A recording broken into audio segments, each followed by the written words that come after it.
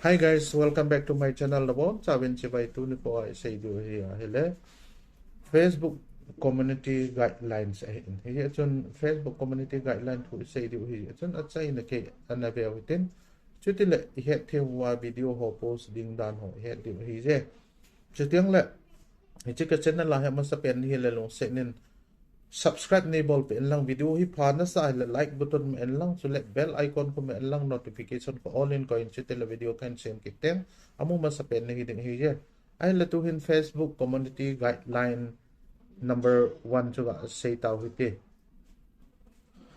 akhat na hi piham ti a hi le ga belew chon monetizable monetize si thei ho chu ga belew chon che hin kêu sẽ na na hi loading video ho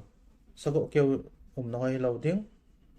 tiếng lệ open ta no pakitima no ho hi loading tiếng là mi mu thada na thuki sei no ho hi loading violence kina ki baw no ho hi loading eng set khan set no ho video ho hi loading graphic riêng nga rong graphic kitile picture asim wa video asim do ho ho hi cho riêng nga ho sexual ai lo khan set na ai lo le kêu sẽ na nó ho video ho hello tiếng lệ dan to cái tụ lova thil cái bol lo na hi cho ho video ho cho monetize che thei ding che tiếng lệ aban hin ga be ki le risk ho cho ga be le han risk ho che pi ham ti ki na le the lightly violence kina ki bang na neu chakhat jaw no ho ai lo le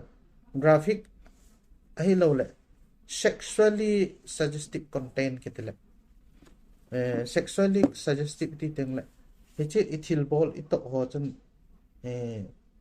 sexual lang sang nga mi lam ngạ ko mu na tabang video ho hi cho tabang ho nếu cha cha heo le cho risk au me ti hi chun